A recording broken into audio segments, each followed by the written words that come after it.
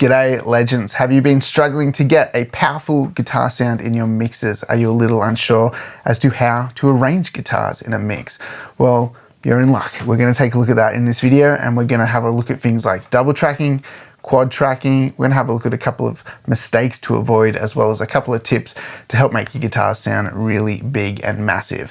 This stuff's going to apply really well for like rock and metal, but also other genres that are guitar heavy. This stuff works great across the board. These kind of techniques can be transferable. Okay, so I've got a track here that I produced recently with a bunch of guys. They recorded the whole thing here. I mixed and mastered it, and it sounds really cool. And it got me thinking about guitars and arrangement and how to get a nice big sound. So I really wanted to jump on here and share some ideas with you. Basically, with any big rock, metal kind of song, you typically just want to double track rhythm guitars. You want to make them nice and big and powerful, and that means tracking the part twice. So check this out. This is our rhythm guitar. Chuck it down the center, have a listen to it in mono.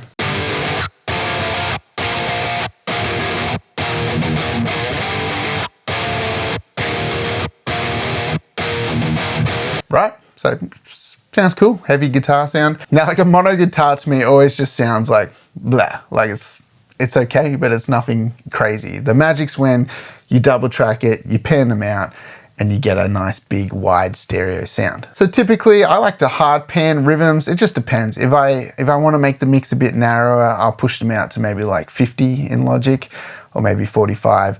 But for this kind of thing, I want them nice and wide, so they're just hard panned left and right. So this is what it sounds like now, double tracked.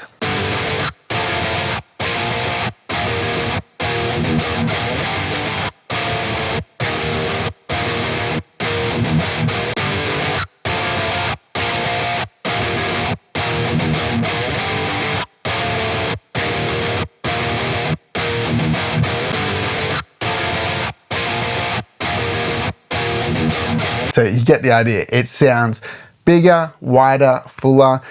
It's just super important to double track guitars when you're going for a really big rock, metal, whatever kind of sound. And so what's really important is being consistent in your playing. Sometimes you'll get people who play, and when you ask them to do it again, they can't. They just kind of struggle to replicate the same thing. And the thing that I find in those instances is you just get them to play the part through, and then you immediately stop and get them to do it again. And generally you'll get the same thing. If you let them kind of like play on and do a full take through a song, and then you come back and say, let's do it again, they'll play it completely different. There's people who just can't replicate what they do. They just feel and they vibe off the song. So if you end up working with a guitarist like that, just break it into sections and just be like, let's do this, and just stop them immediately and go, let's go again, to get that exact double track again. Sometimes variation can be cool, but if you want it to be really tight, you need the parts to sound the same. So now let's have a listen to what it sounds like with the mono guitar over everything else, right?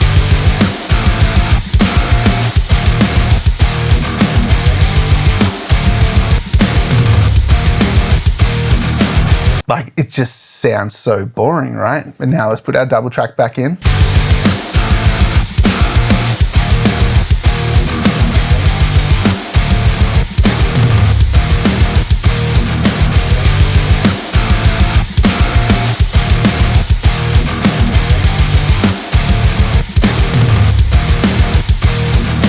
Right? So it just makes it sound awesome. Okay, so double tracking, very important. Now here's a common mistake that you see a lot of newbies make. I'll get sent mixes from people and I'm like, are the guitars double tracked? And they're like, yep, they're double tracked. You know, same thing left and right. I'm like, great. And it's literally the same thing left and right. So they do this kind of thing. They only have their main guitar track, and then they duplicate it, and then they pan it left and right. And they're like, cool, that is now double tracked. Have a listen to what this sounds like.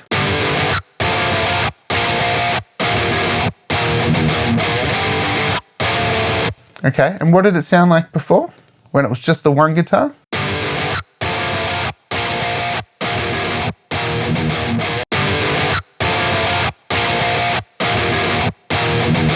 Okay, so you see the trap here is they think it sounds better because it's louder, because what's happening is you've got the same signal pan left and right, and it just collapses back into mono, but it's louder. So they get a little bit fooled and they think, oh yeah, that does sound better because it's louder. We think things that are louder sound better. That's a common trap that people fall into, and it's like, oh, that's actually not double tracking. It's still just a mono guitar. So if you're doing that, it's wrong. You need to track it twice. You actually have to play it twice and record it twice. It's twice the amount of work. Yes, that can suck if it's a struggle to get the parts right, but that's what you got to do to get a really good double track sound. Now, this is the next trap that people fall into. They think that they can do that and then just nudge one a little bit, and it'll just, you know, just make them a little bit out of time, and it will make it sound nice and wide. So let's have a listen to what this sounds like. I'm just going to nudge this guitar across.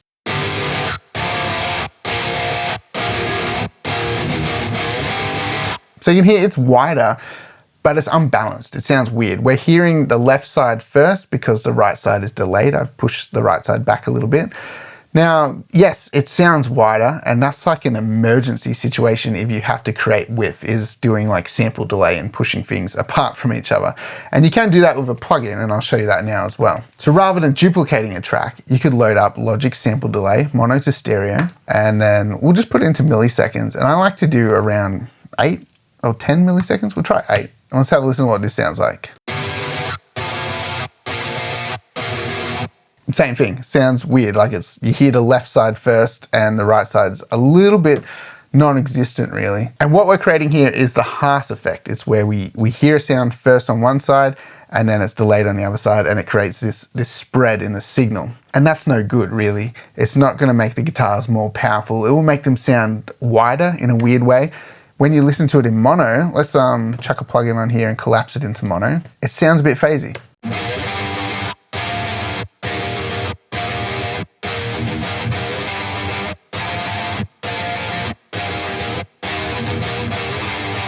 So that's what's happening down the center of the mix. When this stuff collapses together, it's out of phase. It does not sound pretty at all. You can hear that, it's quite gross. So it's definitely not something you want to do, and it's a trap that people fall into. They just track it once, they do a sample delay, or they'll duplicate it and delay one of the tracks, and that's the result, and it's not nice. So you definitely want to avoid just trying to cheat your way into double tracking guitars. That is a mistake to stay away from. So just for context of how bad it sounds, let's compare the fake double track with the real double track.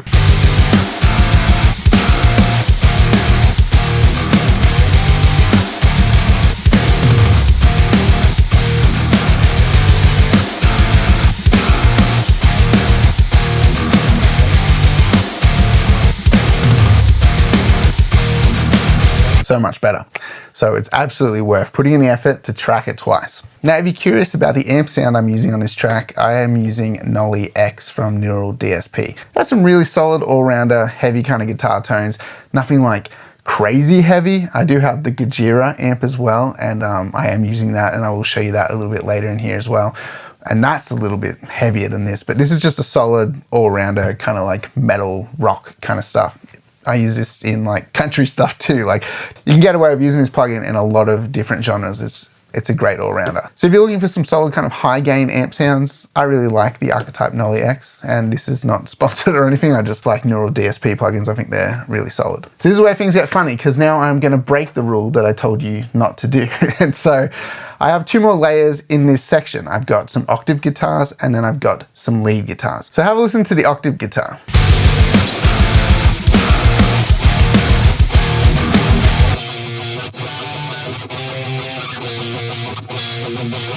So it's not super loud in the mix because the lead's gonna be the prominent thing when I bring that in a second. But I didn't want the lead and the octave to be sitting on top of each other so much because it's a pretty busy lead part.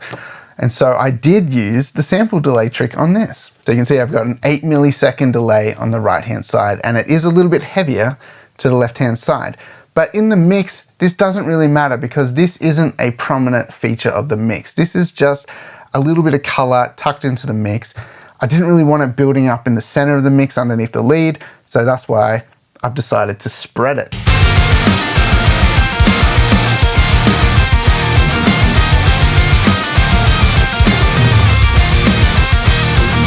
So you can see we're really filling out the space now. So we've got hard pan left and right, leads down the center, and then we've got that buried octave layer which is being spread and pushed out. So if we had more time, maybe it would have been good to double track it and then just like pan the octave out maybe like 50%. But either way, when you have a layer that's not prominent and tucked back in the mix, you can get away with using that kind of trick on it.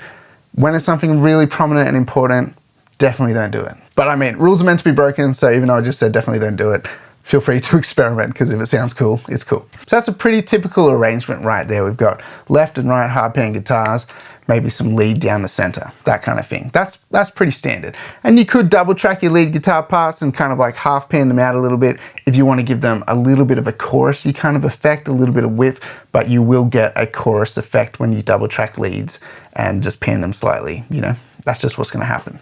Now, what about quad tracking guitars? Where is quad tracking useful? Should you quad track everything? Should you quad track every section that needs to be big and heavy? And I would say it depends. It depends what you have in there. If you've got a bunch of lead guitars as well as double track rhythms, maybe you don't need the quad tracking going on. But if you only have rhythm guitars, then maybe quad tracking is a good choice. And we're gonna have a look at a couple little examples in this mix where we chose to do some quad tracking, where I think it really helped make the mix a little bit more powerful. So the first example where we've got some quad tracking going on is this pre-chorus section right here. And it's like some chugging guitars. And I just felt they needed some extra power. And we didn't actually double track these on the day. I just took the chugs from the second half of the pre-chorus and then I pasted them over the first half and vice versa. So that's a way that you can kind of get around with double tracking and quad tracking when those parts aren't there. If things are repeated, you can reuse them to create double tracks and quad tracks. So if you're stuck and there's enough material there, you can actually make it work sometimes. So I'm gonna mute the quad tracks here and there so you can hear the difference and what they're adding.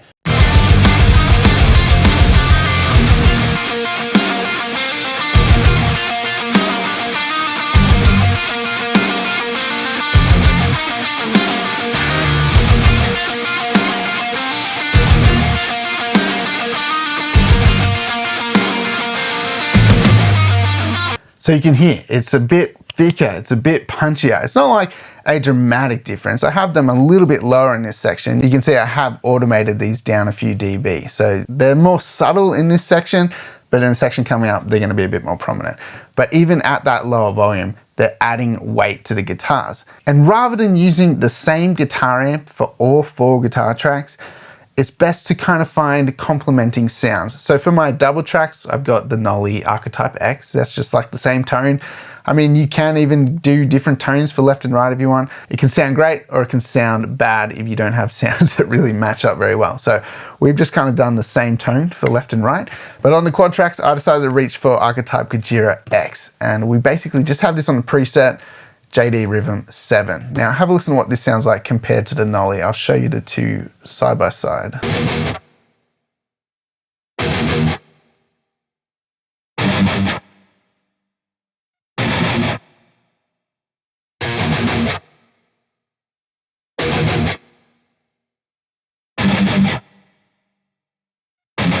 So you can hear the tones are slightly different, but they totally work together. They're not like too crazily different. But the Gojira one's a little bit thicker, a little bit more like low mid, a little bit tubbier sounding.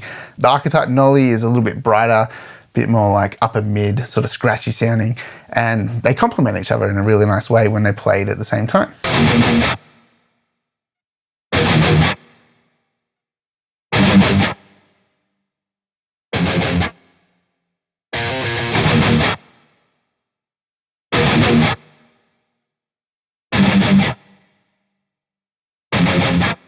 So I think that's pretty important when you quad track, is not to use the exact same sound for all 4 guitars.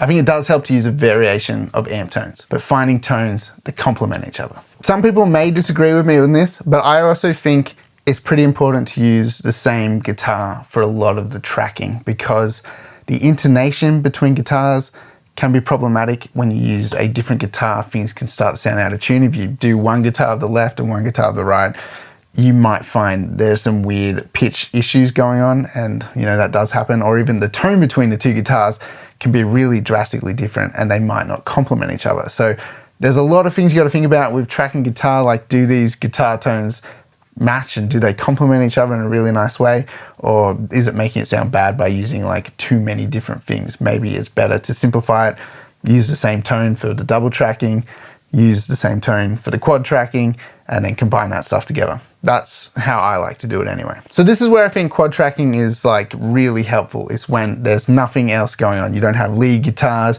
You don't really have anything to lift a section. And so we're coming into a breakdown here, and the breakdown has to be heavy. It's got to be really punchy. The guitars have to just hit you, you know?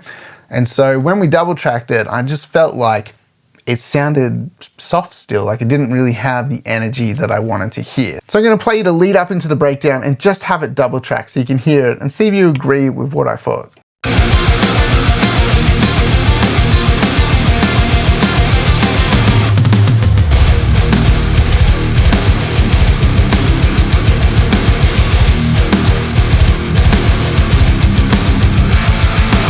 It sounds cool, but coming from the section before, there's like some lead, there's a bunch of stuff going on, it's pretty heavy. It just doesn't really feel like it lifts. And sure, you could just automate the volume up a little bit and make the guitars a little bit louder there, but it's not like introducing anything new. There's no excitement. It's not changing the energy really. You're just making it a little bit louder. And so this is where I think quad tracking really helps. Have a listen to what it sounds like with the quad tracks in there now. We've got that same Gajira tone in there, so check it out.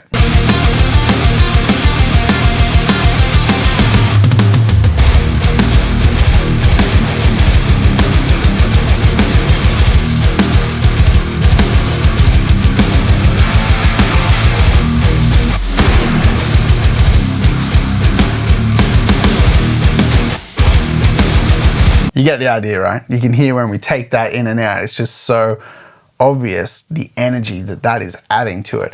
And the really important thing about this is it's got to be tight. You've got 4 different tracks going on here, and if they're all loose, it starts to sound like a mess. It gets really washy and undefined. So you've got to be tight. And so that's why when they tracked this part, they actually wrote this breakdown in the studio. So, you know, they were coming up with the part, and then we had to double track it, make sure they played it exactly the same. And then I said, I think we should quad track this. And they were kind of like, no, do you really think so? Like, I don't think they wanted to play it again, to be honest, because, you know, they were still learning it. And I was like, yeah, we got to do it again. We got to do it 2 more times. We got to quad track it because it's going to sound sick. And it paid off because it makes the breakdown sound really heavy when it hits. So this is where it definitely pays off to sink in that bit of extra time, track it 2 more times, get it nice and tight. It does take time, does take effort, but you can hear the results really speak for themselves, makes this bit sound really heavy and really full. So for example, let's say you're in a 3-piece band, you just have drums, bass, guitar, right? And let's just say that you're a 1-tone kind of band, you know, you're just hitting it rocking hard. I would suggest when the chorus comes in to quad track the choruses, because you're gonna help the choruses pop, you're gonna give them something a little bit extra and a little bit different, rather than just turning the volume up maybe to try and help the chorus boost when it's all just the same thing getting louder. Sure, it can give it some excitement, but quad tracking is going to give it something extra that wasn't there originally. And I think it's definitely worth trying it out. Even if you have it kind of like 50% lower than your main guitars, it still makes a big difference. It still adds weight and fullness and something a little bit different to that section. So I think that's where it really shines, is when you don't have much going on and you need to make it pop a bit more, quad tracking can really help. Now, I'd also say it's good to be creative with the arrangement as well. You know, you might have double tracked rhythms, you might have a lead guitar, you might have some other stuff going on, and you might just go double tracks out left and right, lead down the center, and you might just chuck everything else kind of down the center or whatever. I would say experiment a little bit more. Like if you've got a lot of guitars going on, maybe you can have the rhythm more prominent in one side and then you kind of automate the other one down a little bit for a section and put the lead over to that side. Balance it out a little bit that way so you can get a little bit more stereo imaging happening. Maybe you've got vocals down the middle, you've got a lead guitar off to one side, rhythm a little bit more prominent on one side and the other rhythm kind of buried on the other side. Just kind of balance it out a little bit that way. And I'll show you what I mean in this section here. There's a ton of guitars here. We've got our double track rhythms and you can see I have automated this one down about 5.5 dBs and it sounds like this.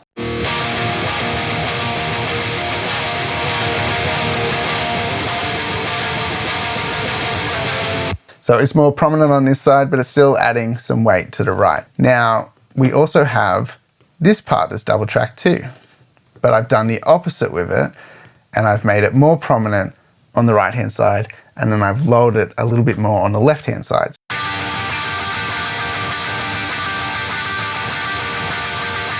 So by double tracking both of these parts and panning them out, we're still getting the width, we still get a little bit of that extra sound on the other side, but our ears are more drawn to the prominent sound. Now have a listen to them combined.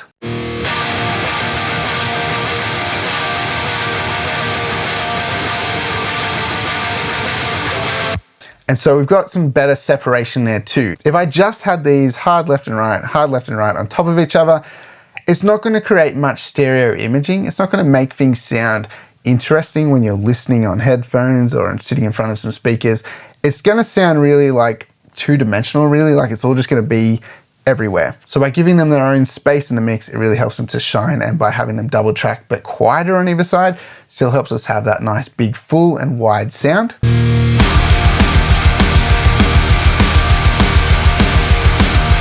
But it also leaves us a little bit of space down the center too, because we also have a lead solo part here. So check this out.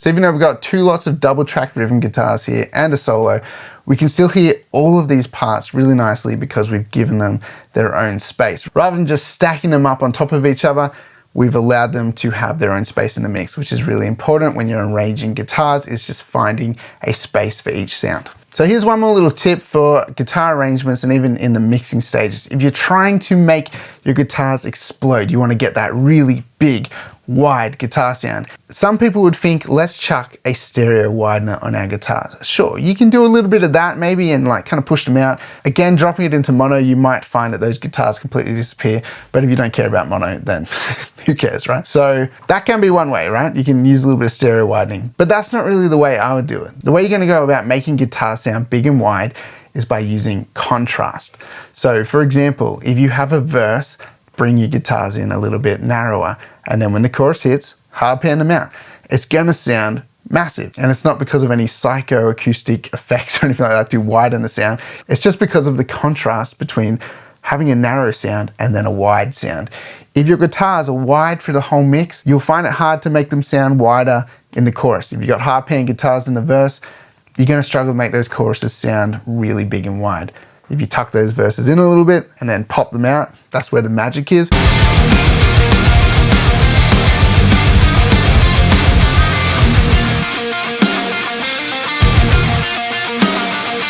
Even using a mono guitar in sections is really powerful. You just drop it all back into the center, mono guitar for a section, and then bang, back out to hard pan guitars, and it sounds massive. So for example, I'm gonna put this intro that we've got here, it's kind of like panning left and right and doing fun stuff. I'm just gonna put it down the center as a mono guitar and have a listen to how big it sounds when the band hits.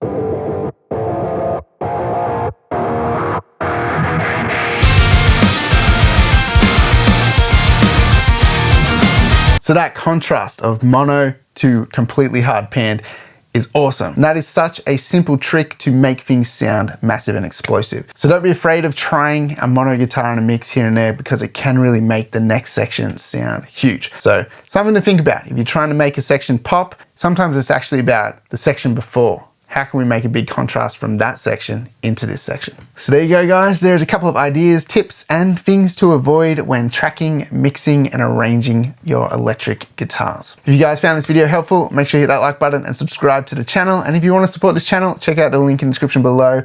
Head over to my website and grab a sample pack or a mixing course. Grabbing that stuff really does help support this channel and the time it goes into making videos like this. If you're interested in knowing how to get your drums to hit a little bit harder, then check out this next video coming up.